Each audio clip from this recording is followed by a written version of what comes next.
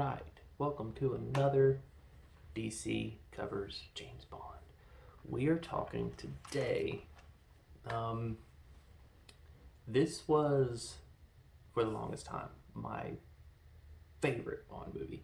Um, After this watch, though, I actually think I like Goldfinger more.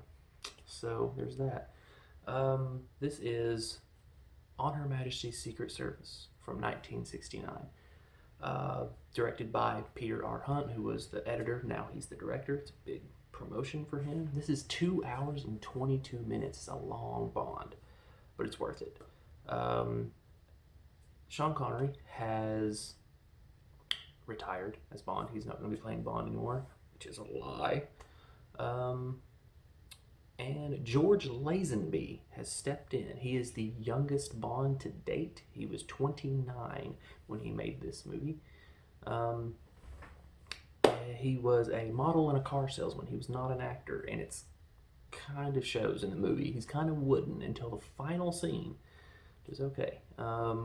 We have many Bond girls in this. Ruby Bartlett, played by Angela. I have to write her down, her thing down. Angela Sculler, and Nancy, played by Catherine Schell. But the only one you need to worry about is Tracy, played by Diana Rigg, which she became popular. Arvilla is Blofeld again. He's back. He does drive. Bond does drive the Aston Martin in this. It's a DBS 68 this time though, but I think the Bond car in this one is the Mercury Cougar. Very cool. The song is "We Have All the Time in the World" by Louis Armstrong. So there's a whole weird thing here. When Sean Connery quit, it kind of left them in a bind. Now the thing is Roger Moore is actually, he was already chosen to be Sean Connery's successor. It was there, but he's a very busy man, so he didn't get to do this one. They were supposed to do The Man with the Golden Gun here. They were going to kind of scrap On Her Majesty's Secret Service, given what happened with they had to do You Only Live Twice. When they were meaning to do that after On Her Majesty's Secret Service, it kind of caused a problem. They were going to just kind of scrap On Her Majesty's Secret Service for now and go straight into The Man with the Golden Gun. But the problem is the place where they were shooting, Cambodia, was having civil unrest, and Roger Moore was not available. So we are left with, who are we going to get to play Bond? And this is where it goes a little insane. This one is, the hunt for Bond was odd. So in the running were people like Adam West, Batman, okay, Michael Caine. Michael Caine would have worked, but Michael Caine did not want to be typecast in the spy genre, so he declined. We had Timothy Dalton, who would actually go on to play Bond, but at the tender age of 23, he thought he was too young to play Bond right now. And then the one that baffles me, I don't understand this, he was actually in the running, Dick Van Dyke.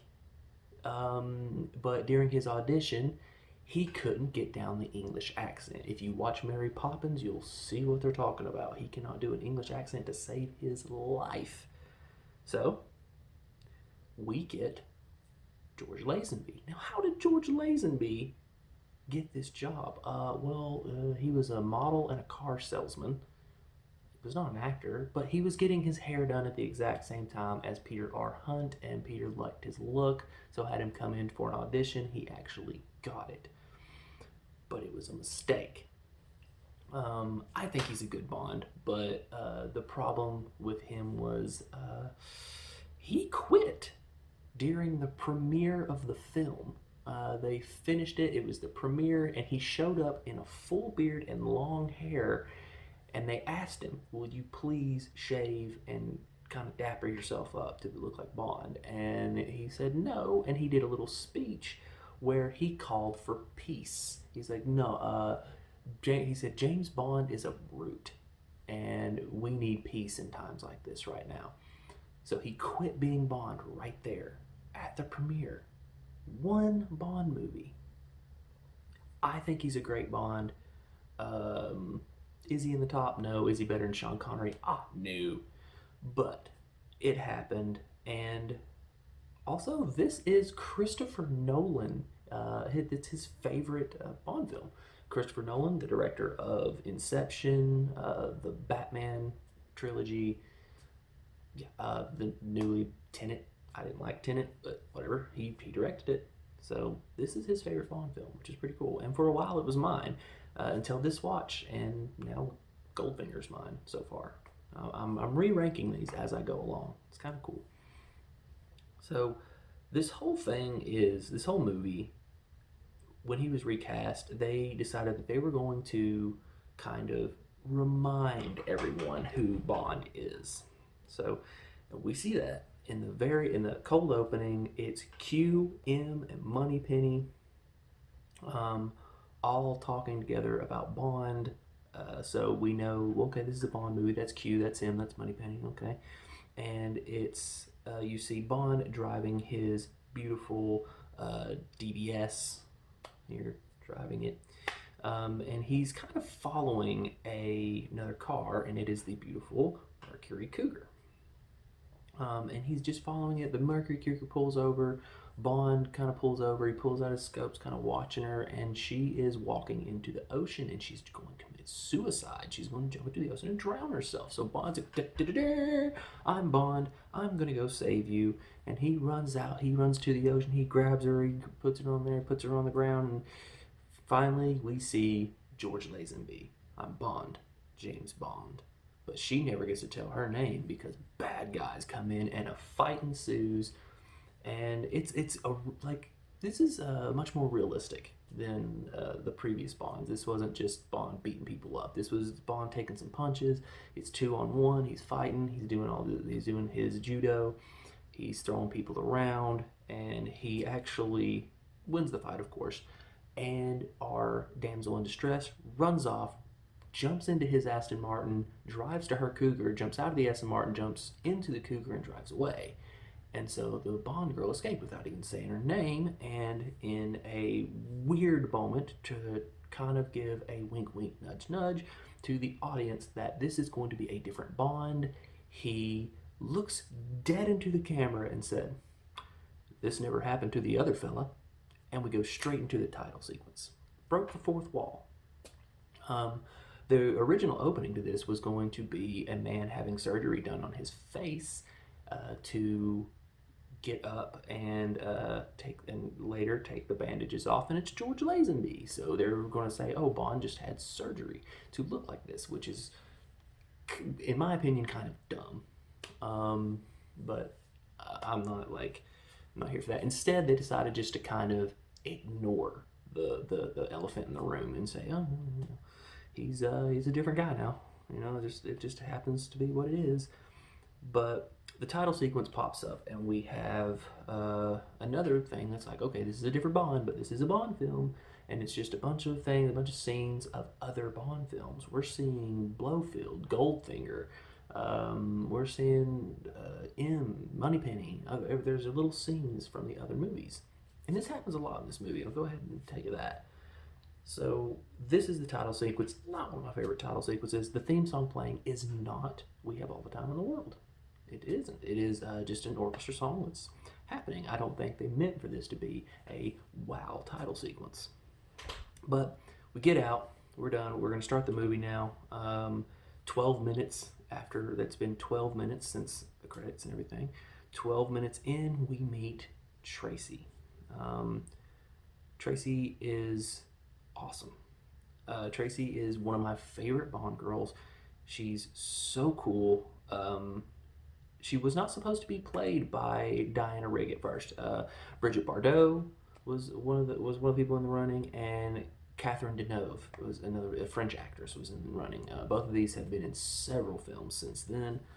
But our damsel is Diana Rigg, and this turns out to be the woman that Bond saved. But Diana Rigg would go on to be very important in television. If you do not know who Diana Rigg is, but this is not only our Bond girl for this movie, but she also played Olenna Tyrell the Queen of Thorns. She was in Game of Thrones. It's very cool, and she was one of the coolest parts. She had some of the best lines.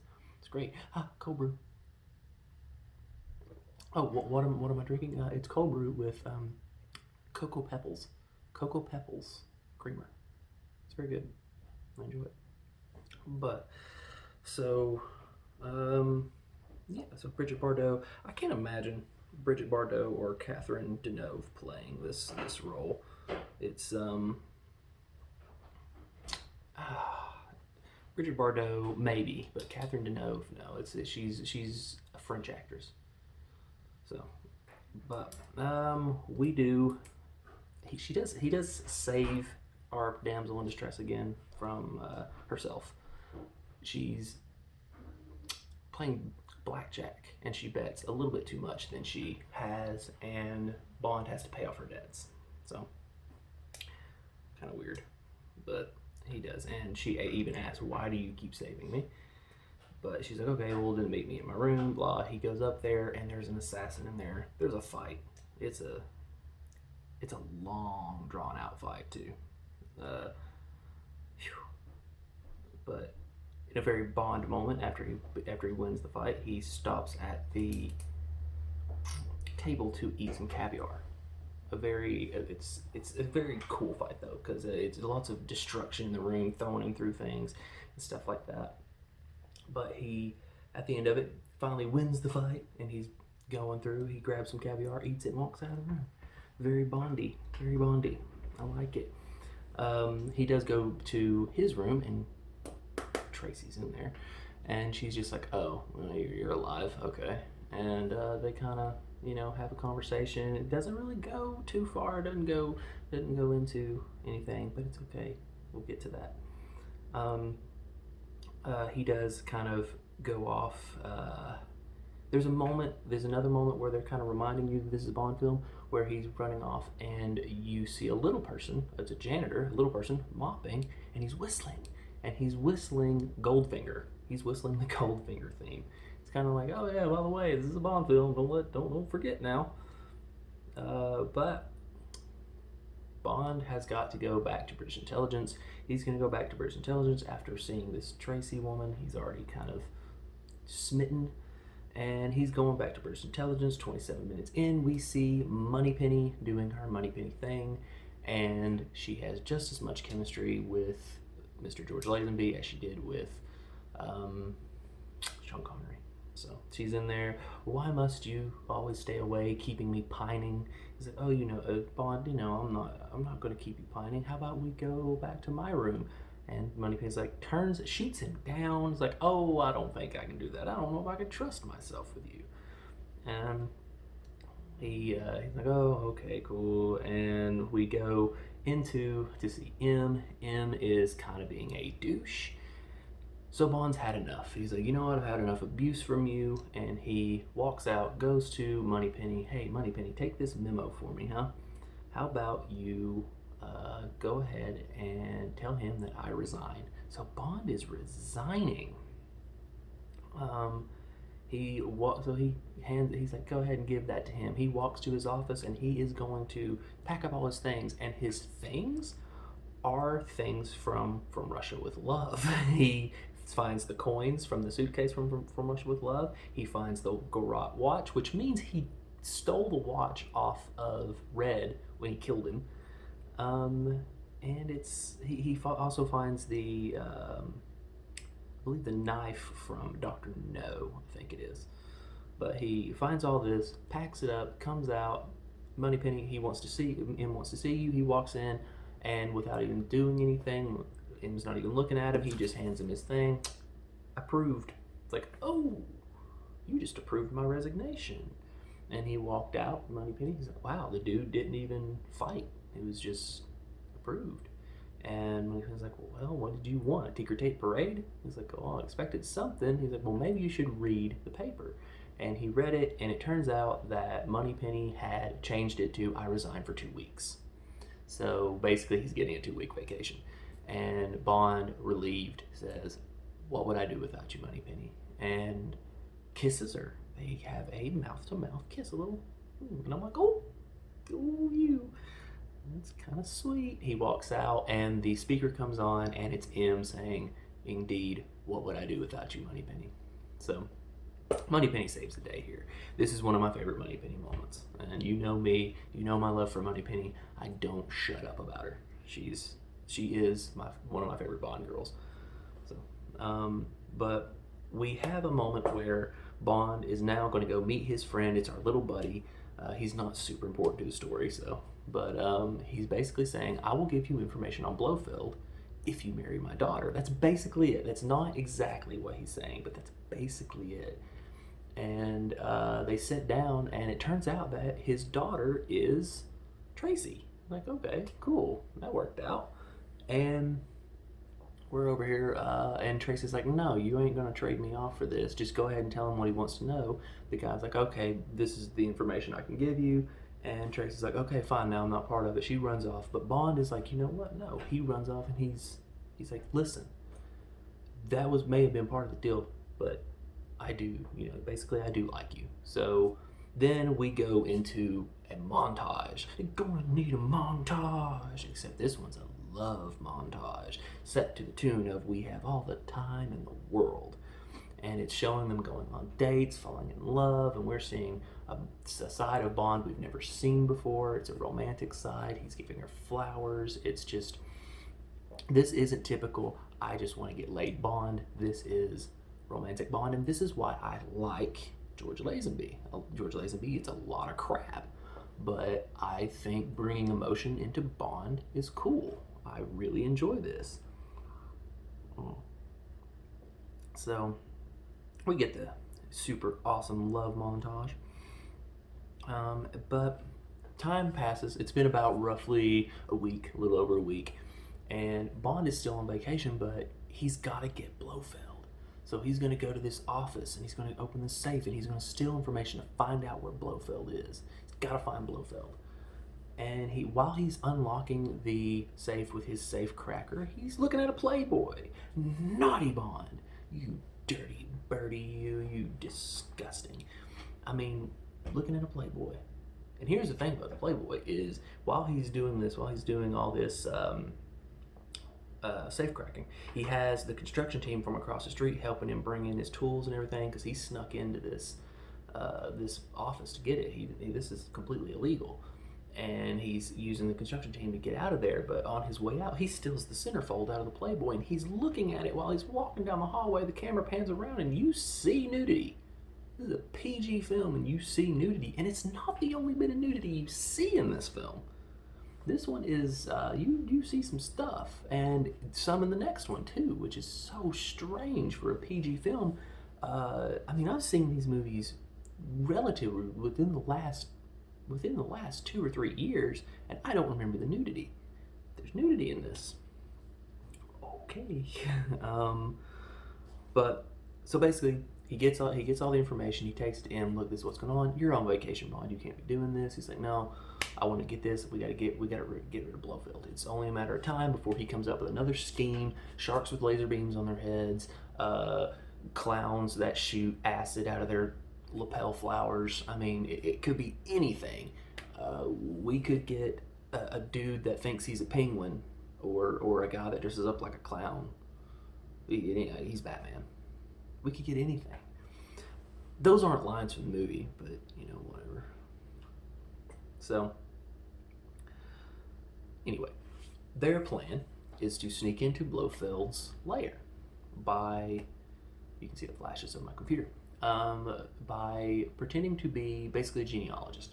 That is a person who finds your lineage, because before we had 23andMe, there was people that had to actually do the research and go back and look at your lineage to find out who you are, because Blofeld wants to be a count.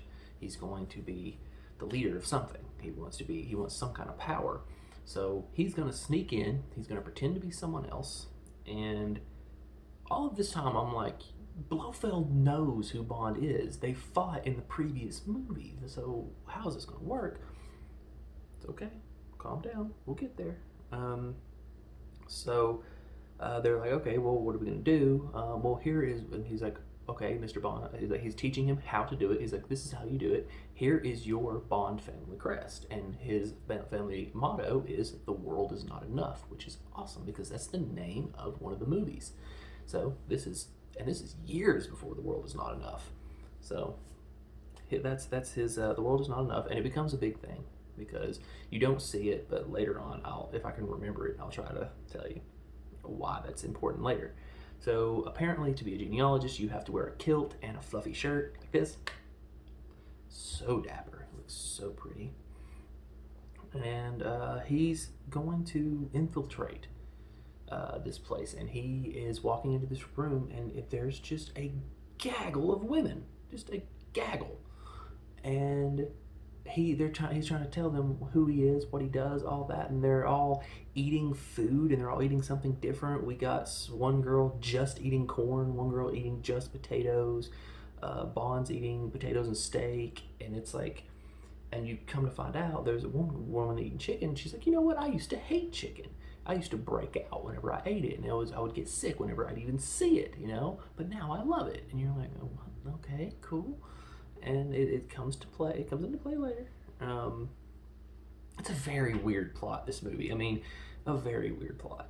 So we get, and then one of them in particular is flirting with him, and that is Ruby Bartlett. Woo. And there's a point where he's talking to her, and she takes his lipstick. She's like, "Oh, I'm in this room," and she writes it on his inner thigh. And it's secretly under the table, and the leader woman is like, "Oh, are you okay?" And he's just a little stiffness because he's in her thigh because he's talking about her erection. Ooh, yeah, but it's in there, and then about an hour and 4 in, we finally see Blofeld, played by the wonderful Telly Savalas.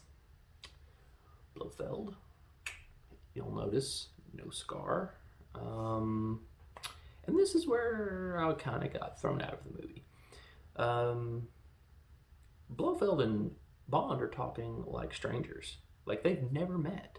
He's like, "Oh, hello, Mr. What your name is? Oh, hello, Mr." And he's not going by Blofeld, he's going by something else. And they're just like going back and forth like they've never met. It's like, didn't you two just freaking fight in the first movie? Now, if they would have had the whole surgery on Bond's face thing, if they would have had that, then it would have made sense. But this is just like, we don't know each other. So here's a little bit of a continuity error. But I'm sure that there's a way to explain it away. I don't know. But we go on later. It's we're talking about it like very shortly, only 5 minutes later. And Bond is sneaking out of his room. He's going to sneak into Ruby's room, and Ruby's in there, and they are going to do the thing. They do the thing, and this is another instance of nudity. She has a sheet over. She lifts the sheet up, and you see a full boob for about a minute. Like, this is a PG movie. You know, when I was like 13 and saw Titanic in theaters and saw Kate Winslet completely nude in a PG-13 movie, my mind went, this is PG. Ugh, get me started. It's crazy. But yeah, they do a little kiss action, and then afterwards they're kind of done, and the lights start flickering in the room, and you hear Blofeld's voice being like, "Oh, you don't like chicken, but now you do. You like chicken a lot."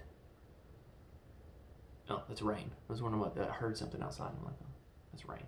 But anyway, so apparently he's getting these people to like things and change things about themselves through hypnosis. And you're like, okay, story's building a little more. That's okay. I like that. So it's hypnotism and mind control. Pretty cool. But right after that, we get. He's leaving her room, and then this Nancy chick goes, "Hey, come in my room," and he does the deed with her too. That's 2 in one night. Good on you, Bond. All right. Weird. But when we're in here, he's doing this, and then the next day he's out there, and all the ladies are like, "Hey, when are you gonna come meet me?" He's like, 8 o'clock. That was Sean Connery. That's not what Lazenby sounds like. And the next girl's like, "When are you gonna come to me?" 9 o'clock. And then the next girl, 10 o'clock, you know, and it's like, okay, dude, calm down. We got it. You're gonna blow a gasket. You're gonna make that thing not work no more. But anyway, she sets him up. He goes to meet Ruby at 8, and it's an ambush. They end up taking him. Blofeld's like, I know you're James Bond because a genius wouldn't come in here and just start boinking my girls. And it's like, oh, sorry. And this whole time, Blofeld's smoking a cigarette. And I know it's like a petty thing to harp on in the way he's smoking a cigarette, but it's really bothersome. The whole time he's holding the cigarette like this. He's like, oh, like a pin. Just out of the way. And then he starts smoking. And he smokes it like this. And it looks like this. He's smoking it underhanded. And it's so weird. Like, it actually bothered me. He's holding like a wine glass. It's just, I have no idea why that bothered me so much, but it did.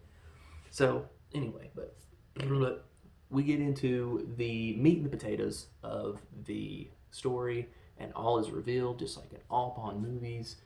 And his plan is to spread a virus that is going to sterilize all the animals and plants. That way we have no resources. Unless he gets money. And he doesn't exactly say how much money. He says that when you find out what I want, you'll see. And I don't think they ever even said what he wanted. But they capture him. And we find out that that basically the hypnotism is mind control. And he is controlling these women, and he's going to control them to spread the virus. He's going to send them out in the world to different places, and they're going to spread the virus. And that's how it's going to work. Okay, cool. So Bond is captured, and he's like, okay, but you know that they're going to come for me. He's like, oh, let them come for me. Let them come, whatever. And he gets locked into they're on a ski lodge. That's the whole thing. It's a ski lodge on top of the mountain where no one's allowed in. And there's a ski lift going up, and they put him in the mechanics room, and he just climbs on the gears, climbs down the wire, and climbs out. Okay, cool. Here's a cool moment where he's climbing on the wire, and he doesn't have any gloves, so he pulls out his pockets and rips the lining out and puts them on his gloves. I thought that was clever. And he escapes on skis. He's actually escaping, and he's just, it's kind of, it's neat. It's Bond doing his little, I'm going down, and then he's getting shot at, and there's one point where he skis and he makes this guy fall off the mountain, and it is the longest fall in the history of movies. It is so long, and the guy he's on top of the mountain, he flies off, he says, ah, and this goes on for like 2 minutes, and you could tell of course it's a freaking dummy. I mean, they ain't gonna throw a human off of that, but he's like, the dummy looks like Kermit the Frog. He's like, yay! And then he's just like waving around, and it's super funny. Like, it's just, and then when you expect like the dummy to hit the ground, they show him hit the ground, and it's like, you expect it to be like, boom, explosion, but it just goes, boom. That was it. It's just,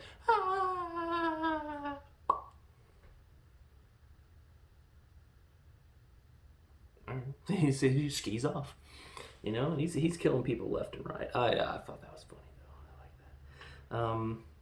But he's finally escaping. He's getting out of there. He finds this public skating rink. He thinks he's okay because he's in public. He sees this skater coming around, and it's Tracy. He has just cheated on this woman with 2 women. But hey, he still loves her.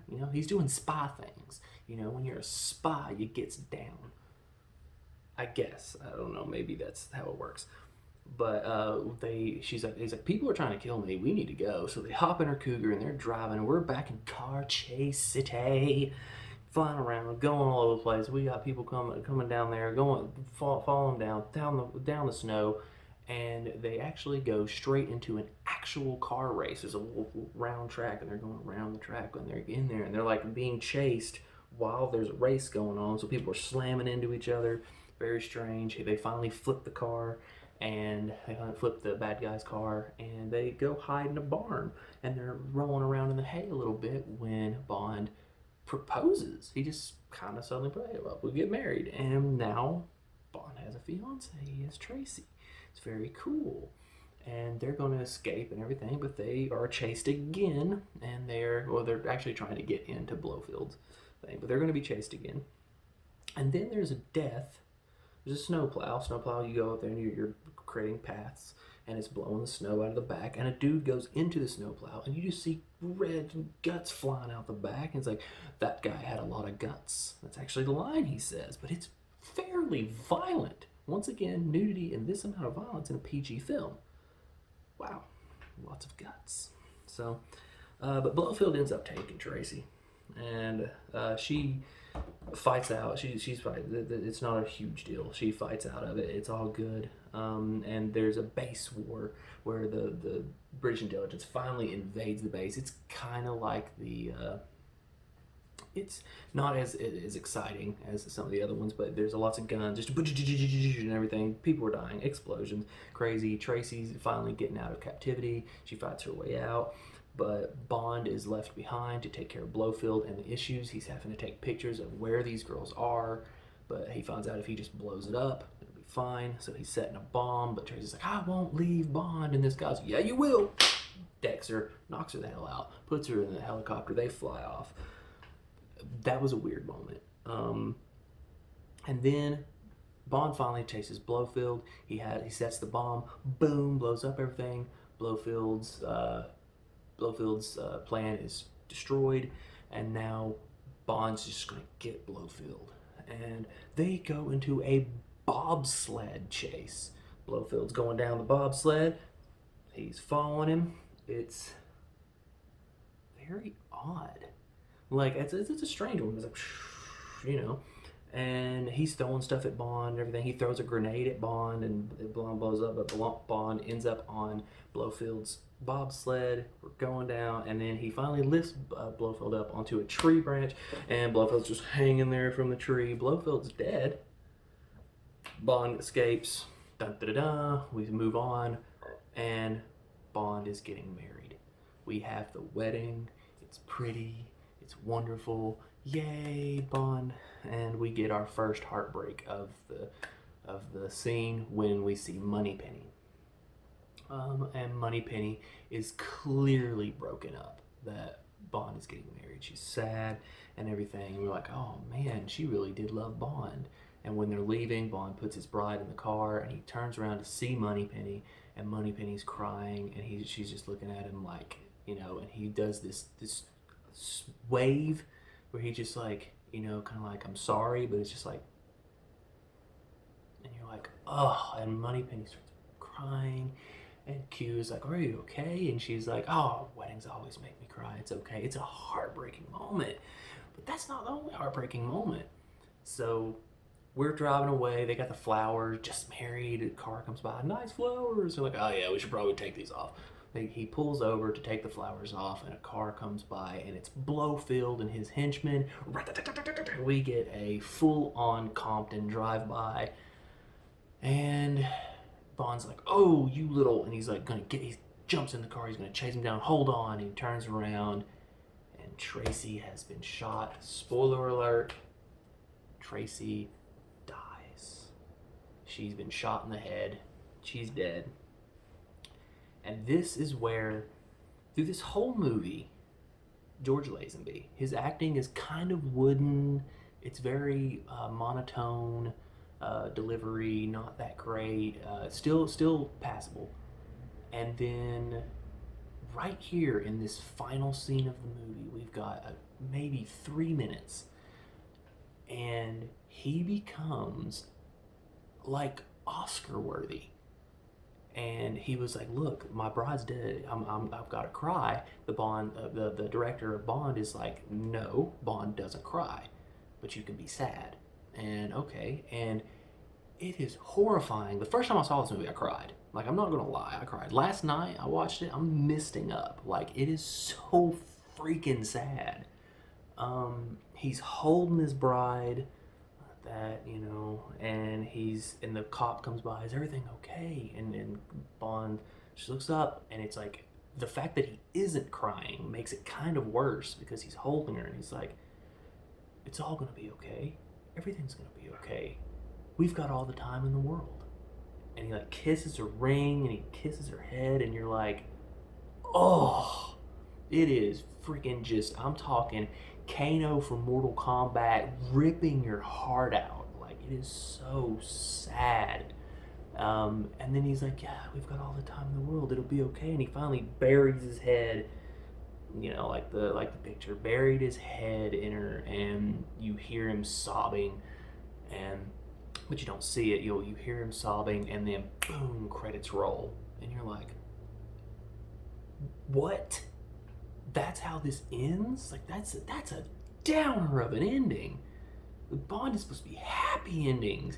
And then you remember, you know, what I told you in the last episode, that You Only Live Twice is supposed to be the continuation of this story, where he's going to come back, you know.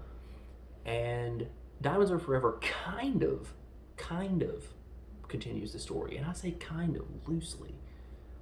But that's it. The end of this story. Now, I've harped a lot on this movie, but honestly, I can say that this is, out of the ones I've watched, my second favorite. 9 out of 10. 9 out of 10, man. This was glorious. Our body count is 5. Love count is 3. But this movie is so good. I mean, the reason why I got a 9 out of 10 is there are moments when the story starts to drag and it gets a little boring. Once again, it could have been shortened. If they would have made this 2 hours, it would have been a 10 out of 10, easily. But I love this film. I like George Lazenby. He is not, I can't say he's as good as Sean Connery, but, and then we'll be coming up on some Roger Moore. But yeah, that's it. So I enjoyed this. But next up, we have, I'm turning my paper, Diamonds Are Forever. I'm actually going to be recording that here in about like 30 minutes. I'm going to be recording both of these.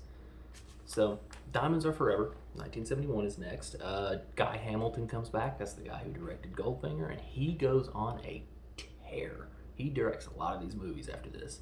This is Sean Connery's last Bond, last Eon Bond, I can say. He does one more. I'll be reviewing it, but it doesn't count as canon. We are meeting Tiffany Case, Plenty O'Toole, Bambi and Thumper. Blofeld's back, and this is Blofeld's almost final movie. He is mentioned in another one, and he does come back for the Daniel Craig Bonds, but the Daniel Craig Bonds are reboots. We have a sweet Mustang and a moon buggy, and a pretty good song. I'm looking forward to it. It's good. It was all right. So here we go. Let's do this. Thank you for watching. Be right back. We'll probably get another one pretty soon. And honestly, I really can't thank y'all for watching enough. This is really cool. Thank you.